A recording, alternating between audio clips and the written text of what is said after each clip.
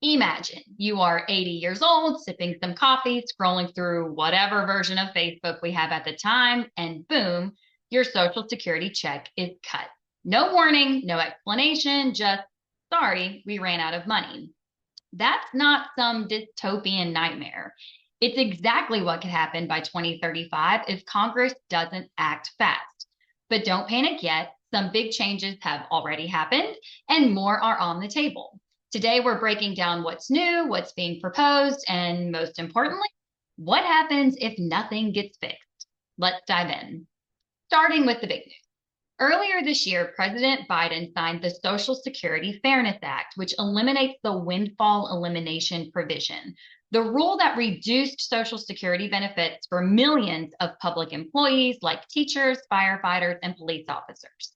For years, these folks saw their Social Security checks reduced because they also had a public pension. As of January 2025, that's over. These retirees will now get their full benefits, some maybe even getting a little bit of back pay. Sounds great, right? More money in retirees' pockets. But here's the catch. This change will cost Social Security even more money at a time when it's already struggling to stay solvent, which brings us to Social Security's funding crisis. There are two primary sources of funding for Social Security, the OASDI Trust and ongoing payroll taxes. Every paycheck, 6.2% of your wages goes into the system and your employer matches it. However, the payroll tax for Social Security stops once your income reaches $168,600. At the current rate, the Social Security Trust Fund is set to be depleted somewhere around 2033 to 2035. If that happens, the Anti-Deficiency Act, a federal law, is triggered. This law, originally passed in 1870 and modified several times since then, essentially requires agencies to stop operations and spending immediately, which means for Social Security, once the trust runs out, benefits can only be allocated based on the revenue collected from the payroll tax. Currently, it is estimated that payroll taxes only cover about 80% of the Social Security benefits actually being paid out. Long story short, a depleted trust fund means a sweeping across the board cut to Social Security benefits of about 20%. A $2,000 a month benefit would drop to about $1,600 a month. So, what's the plan to fix this? One of the most talked about solutions is raising or eliminating the payroll tax cap, that $168,600 number I referenced earlier.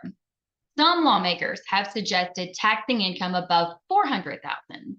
Others want to eliminate the cap entirely, meaning higher earners would pay Social Security taxes on all of their income. If this happens, it could extend Social Security solvency for decades without cutting benefits. However, it could also mean that higher earners end up paying far more into the system and don't receive proportionally higher benefits.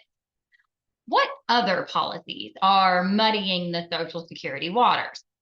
Trump's proposal to eliminate taxes on Social Security. He campaigned on this idea and has formally proposed it to Congress.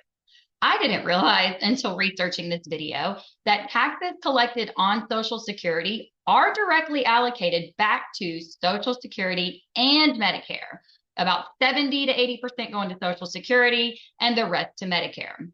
If this passes, one could expect the Social Security situation to be even more dire. Bottom line, what should you do? Here's the deal.